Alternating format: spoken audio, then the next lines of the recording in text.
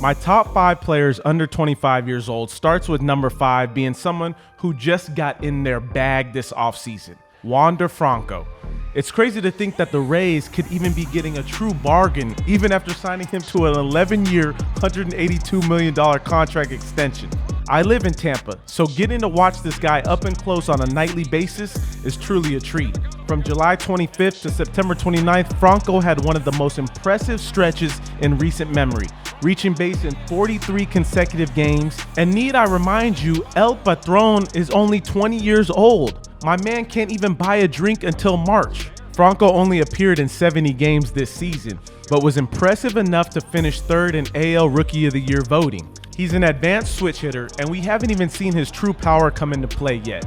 Wander Franco could end up being one of the greatest all-around players ever by the time it's all said and done. Number 4 on the list, Vladimir Guerrero Jr.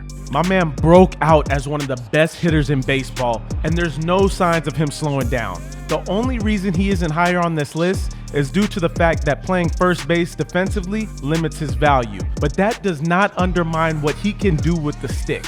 48 homers, OPS over 1,000, on-base percentage 401. This ain't just a power hitter. This dude has an approach at the plate and makes his whole team that much better. And if the pitcher makes a mistake, Vladdy Daddy knows how to make him pay. He's only 22 years old and his work ethic is continuing to impress the whole industry. He slimmed down a little and in turn learned more about his body. He's about to be better than his pops and the sky is the limit. Number 3 on the list has to be Ronald Acuna Jr. Let's not play ourselves. This 23-year-old was on pace to win the MVP before he tore his ACL. There's no doubt in my mind that he picks up right where he left off. Acuna is a true 40-40 threat. He reeks of speed and power and stays dripping all over the field with ridiculous swag. He is a breath of fresh air to today's game and is still a generational type talent who pitchers fear enough to hit him with the first pitch of the game. If he's able to fully recover and get back to himself, I could see the Atlanta Braves repeating,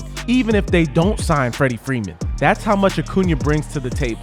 Number 2 on the list easily could be the best player in baseball if he played a little better defense at shortstop, Fernando Tatis Jr. That still doesn't take away from his athleticism and nightly highlight reel he has become.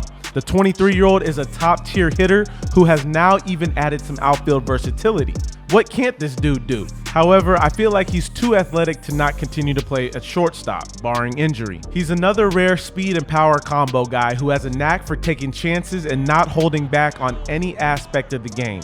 He just missed out on an MVP putting up stupid numbers. OPS plus of 166, 66% better than league average, while slugging .611 with 42 jacks. He's the real deal and San Diegans are blessed to watch this guy do what he does. Number 1 on this list is not the next Ted Williams. He is the first Juan Soto. So stop with the comparisons.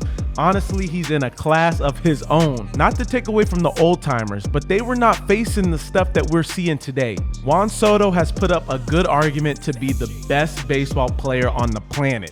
He moved back to right field from left field, his natural position, and played elite defense. He hardly strikes out and had more walks in 2021 than Salvador Perez has had since 2018. He's flat out the toughest out in the game, and at 23 years old, we're quite possibly watching one of the best baseball players to ever put on a major league jersey. He is a special talent who's continuing to get better, and don't be surprised when he signs a contract for close to $500 million. Yeah, you heard me right, $500 million. Examine the extraordinary and let me know what you got in the comments.